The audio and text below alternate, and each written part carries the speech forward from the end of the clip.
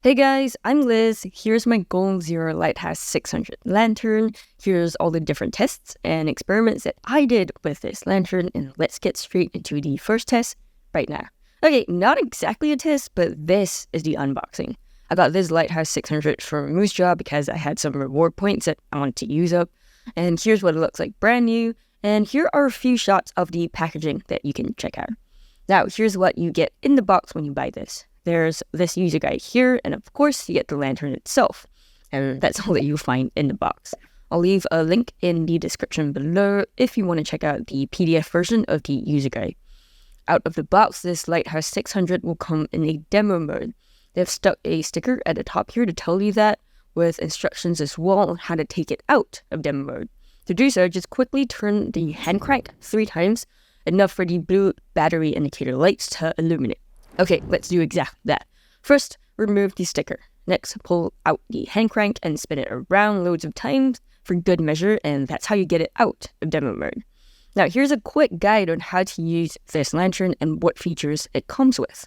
1, there's a built-in handle at the top here. 2, there's also a dynamo hand crank at the top as well. 3, a pre-attached USB cable for charging the lantern up.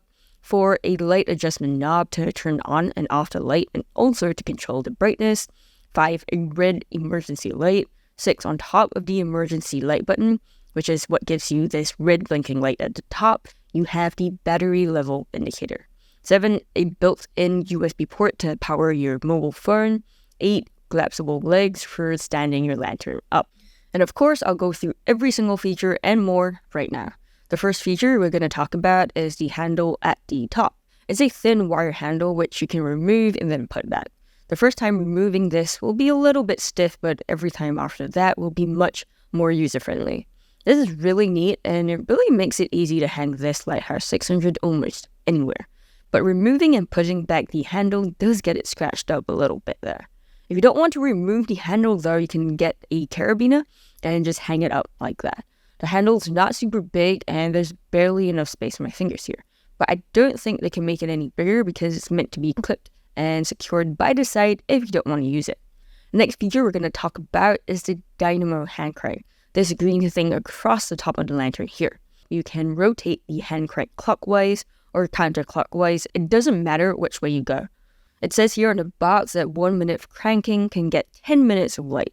And you've got to be cranking it at about 120 rounds per minute or 2 rounds per second. Well, this is roughly the speed that you've got to be cranking at to get to 120 rounds per minute. Okay, so after 1 minute of this cranking, how much light can I get? The user guide here says it's 10 minutes of light on low power, emphasis on low power. So I'm going to set the lighthouse at its dimmest setting on half the lantern, and damn it, it doesn't even turn on at all. I tried cranking and cranking for another 5 to 10 minutes till my arms got sore, and still, no light came on. Oh well. The next feature I promised to tell you about is this pre-attached USB cable. The cable loops around the lantern. I'm going to unloop it right now and show you what it looks like. The full length of the cable comes up to slightly under 9 inches. I thought this was a little bit short, so if you're charging this lantern, you've got to have it right up close to the charging port. For reference, I have a couple other Goal Zero lanterns, the Lighthouse Mini and the Lighthouse Core. The Mini has a cable length of about 10 inches, and the Core has a cable length of about 13 inches. So considering that the 600 is quite a big lantern, the cable is a little bit short for sure. I also don't like how it's pre-attached to the lantern, and here's the place where the cable's mounted into the lantern. You can't change out this cable if it does fray and spoil, so you've got to be careful with it. Now, when this lantern is completely drained, the emergency button here won't work, and there won't be any lights at all when you try to turn the lantern on. This is when you should unwind the cable and plug it into the socket. When you do so, one of the battery indicator lights will start blinking. The second light will start blinking at about 1 hour and 45 minutes in, the third light at 3.5 hours, the fourth light at 5 hours 15 minutes, and the lights will all start blinking at 6.5 hours. This means that the lantern is fully charged, so you can unplug it and the lights will go off. Mine charged a little bit faster than I was expecting. The marketed specs at the bottom of the lantern say it's supposed to be 7 hours. The next feature I promised to tell you about is the light adjustment knob right here. All the instructions are on the lantern itself. If you turn it to the left, this will light up only the front half of the lantern, And this is what the light looks like. If you turn it to the right, the full lantern will light up. I thought this lantern was great in terms of the amount of control you have over the brightness of the light. It's really easy to get to a dim, low power setting. You can make it a bit brighter, brighter, brighter, even brighter until it gets to the high power setting. The knob turns almost 180 degrees either way, which is why it's so easy to control the brightness. To turn the lantern off, just push the knob back to the middle, like this. And the knob sticks out quite obviously from the lantern, making it easy to find even in the dark. Since we're kind of on the topic, let's talk about how many lumens of light you get on the high power. You find all the LED info at the bottom of the lantern. So it says here that it has a 600 lumen output. Let's put this to the test right now, and I'm going to need this ruler and this lux meter. At full blast, so the highest power, this lantern recorded a whopping 985 lumens on the lux meter.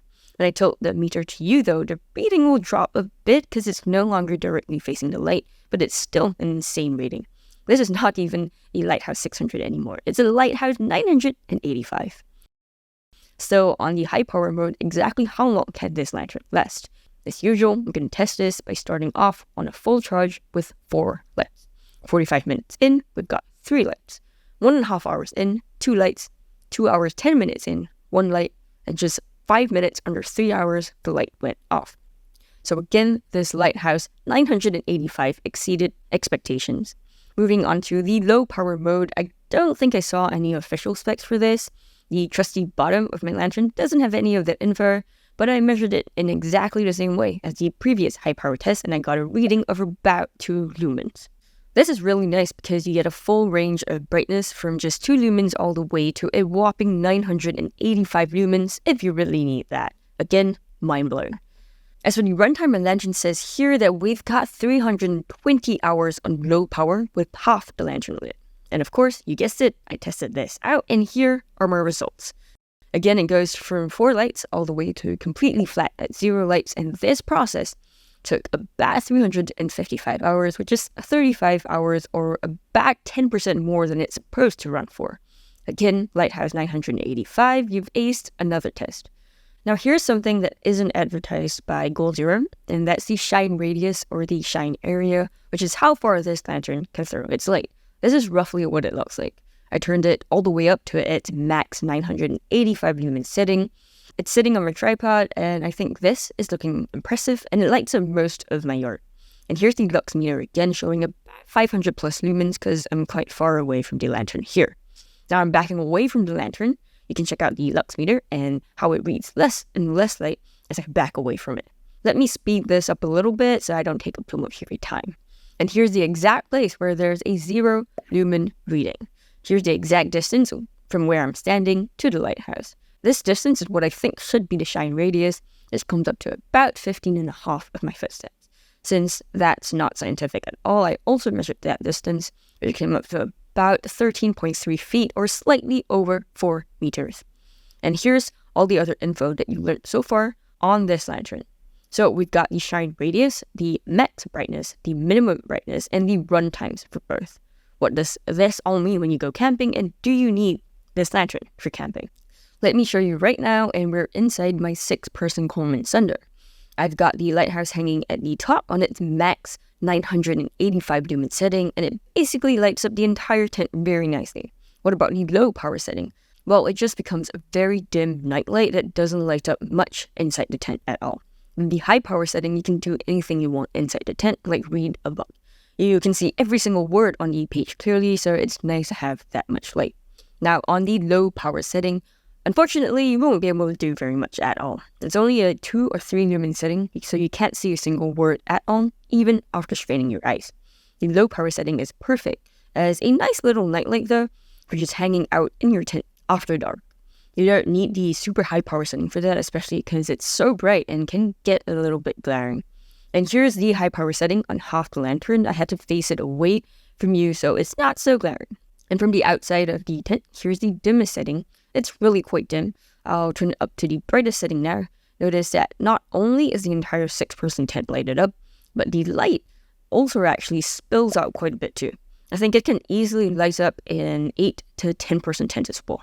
As for the light temperature or the light color, that comes in at 3200 Kelvin, which is definitely on the warmer side. The light quality though, I thought could be better. If you take a look at the inner globe, notice that it's barely frosted. You can practically see everything inside the globe. I see the reflecting partition between the two halves of the lantern, and I can even see the wiring at the top. And when I turn the lantern on, I can clearly see the two LED bulbs inside, one in each half, which goes to show how minimally frosted the globe is. So because of that, I found the lantern pretty glaring, especially up close and on the brighter setting. The next feature we have on this lantern is the emergency lights. To get them turned on, just hit this red triangle button to the left of the lantern here, and the red lights at the top will start blinking. There are 6 red LEDs, 3 on each side. I've never had to use this, but I think it's a great feature to have just in case. And here's what it looks like when it's all dark out. I'll move back a little bit too, and notice here that you can't really see the red flashing lights too well when you're a distance away from the lantern. If I move even further away from the lantern, I'd say this is like 10 meters, 30 feet away, you can barely even see any light at all. It really has to be a super bright white light if you want to attract any attention. Here's how my LED lancer compares to my Lighthouse 600. Even at a whopping 30 feet away, it lights up my entire yard, it reflects off my entire house, and everyone could see it. And to get it turned off, just hit the red triangle button again. Yet another feature is the battery level indicator, which is right above the emergency button. It's made of 4 blue lights, so if you have a full charge on this is what you'll see, and it goes all the way down to no lights at all when the battery is flat. Now the question is, how accurate are these lights? If 4 lights means 100% battery, does 1 light mean 25% battery? I tested this as well, and here's how the battery lights acted in each of the tests that I've done. I think for both the charging time of this lantern and the brightest setting of this lantern, the battery lights were really quite accurate. However, for the longest runtime on the dimmest setting, the lights were way off. After 50% of the battery was drained, it only went down to 3 lights, and on the last light, when I thought I still had 25% battery left, turns out I was left with less than 10%. Could be improved, for sure. Phew, we're not even done with the features yet there, and another one is this USB output port here. This is a 5V 1.5 ampere output. I got this info again from the bottom of the lantern, which means you can charge smaller devices like your phone and some tablets. If you have other Goal Zero lanterns like the Lighthouse Core and Lighthouse Mini, both have only 1 ampere output, so 2/3 the output of the one we're looking at in this video. And this has a capacity of 5200 milliampere hour, which should be enough to charge my iPhone 12 slightly less than 2 times. Let's find out if it does. Okay, I'm starting the Lighthouse with a completely full charge. Now I'm going to plug my lightning cable into my iPhone 12. I'm going to show you some screenshots of how quickly it's charging. I'm starting off at 13%, half an hour in, and we've got 34%. 1 hour in, 50%. And here's where I noticed it went from 4 lights to 3 battery lights. 1 hour, 20 minutes in, 65%. 1 hour, 40 minutes in, 75%. 2 hours, 15 minutes in, we've got a 95% charge. And this is when I plugged my phone out, and also where I noticed the lights going down to 2. So far, I've got 1 full charge, which is very nice. Now for the next charge, I'm starting off at 9% this time. 24 minutes, 29% charge, 50 minutes, 45% charge, and here's where the lights went down to just 1 light. 58 minutes, I've got 51% charge. 1 hour, the lantern died completely, leaving me with a 52% charge. There's no leftover light at all. So here are my findings, and I'll leave them up on the screen here. I got a little bit less than I expected, only about 1.5 charges, but it's the best Goal Zero lantern I've got so far. If you're wondering how this compares to other lanterns, here's a quick table of info of all the Goal Zero lanterns I've tested so far. This is the capacity of each lantern I have, and here's how many charges of my iPhone 12 I could get out of each lantern. And of course, the Lighthouse 600, or rather the Lighthouse 985, beat the other 2 hands down. The last feature this lantern has is its collapsible legs. You can use this to prop the lantern up a little bit to get more light into your tent. I like that the legs extend outwards a little bit, giving the Lighthouse a bit of a bigger base, so I found it to be quite stable. Compare this to the Lighthouse Mini, which has legs that don't quite extend outwards, making it a lot more unstable. I also really liked that I was able to stand this lantern up even on uneven terrain, which is a great feature to have while camping. One really cool thing about these legs is that you can get a tree branch in between them and then hook them together so that your lantern hangs from a tree. The black rubberized part of the legs help to keep them hooked around the tree, which is nice. It's not the most secure though, and a little bit of pressure against it will have the lantern falling to the ground. Now that we're done with the features, I want to talk a little bit about the durability of this lantern. This is not a waterproof lantern because it has this cable and this USB port exposed to the elements. The material of this globe looks like glass, but it's actually plastic. Pretty hard plastic, I would think, because even when I drop my lantern, it doesn't break or anything, and it still works fine. The plastic at the bottom gets a little bit banged up, but it's still fine. And if anything happens, you have a warranty of 2 years. I wish it were longer though. And since my lantern is kind of defective, I'll reach out to them and get this tested out, and I'll let you know how it goes. As for portability, this lighthouse is significantly bigger than the Mini and also the lighthouse core. It has packed dimensions of 4 3/4 inch by 4 1/4 inch by 6 1/4 inch. That's about 12.1 by 10.8 by 15.9 centimeters. And it weighs about 19.75 ounces, which is about 560 grams. For pros, I think this lighthouse lantern is one heck of a feature-rich lantern. It's my only Goal Zero lantern to have a hand crank at the top here. It's my only Goal Zero lantern to have the red emergency lights. And it's also one of my few Goal Zero lanterns with collapsible legs and stable ones at that. The light adjustment on this lantern is amazing. You know what I love about it? It goes from a mere 2 lumens, which is great as a night light, all the way to a whopping 1000 lumens, which is an insane range of brightness. The light adjustment knob is also great and gives you a large range of motion, turning almost 180 degrees in both directions. Speaking of which, I was very pleasantly surprised that the highest lumen output came in at not 600 lumens, but 985 lumens, which is insane. To be honest though, unless you need to light up a campsite, you don't need such a high lumen output. Somewhere in between this max brightness and the minimum brightness would be great for just regular camping activities. I also think that the directional lighting feature is such an ingenious idea to help conserve battery. This is what the super bright setting on the full lantern looks like, which will run for slightly less than 3 hours, and the super bright setting on the half lantern, which will run for 5.5 hours, is about double the runtime. Same with the dimmest setting, the full lantern here will run for less than 200 hours, while the dimmest setting on half the lantern will run for a whopping 355 hours. And of all my rechargeable lanterns, so like this series of lantern reviews, this lighthouse has the largest shine area and can easily light up at 8 or even a 10% tent. And of course, this lighthouse lantern aced almost all of the important tests that I threw at it, and here's a quick table summarizing the difference between the official specs and my testing. Everything here in this column is my testing, and it came out much better than I expected. But of course, there was one test that has failed, and that's the hand crank test. Instead of giving me 10 minutes of light, I got absolutely no light at all, no matter how fast or how long I cranked it up for. I thought this was especially disappointing because the hand crank is such a unique feature that I really wanted to test out. You also have to rotate it pretty quickly at 120 rounds per minute, and I'm not very strong, so I can't really sustain long periods of cranking. A couple minutes in, and I'm honestly feeling a little bit pooped. So for myself, a better source of light is to get battery-operated lanterns instead and to stock up on these external batteries. It's just a lot easier to get light this way. That's just my opinion. Feel free to let me know if you think otherwise. Also, this is a pretty heavy lantern, and it's also my biggest rechargeable lantern in terms of pack size. It's also not waterproof and doesn't have an IPX rating. You put this through the rain, water will get into the lantern and not be able to get out. Another con is that this lantern is definitely on the pricier side when it comes to other rechargeable lanterns. When I bought this to use back in 2023, the full price when I paid for this was about $70.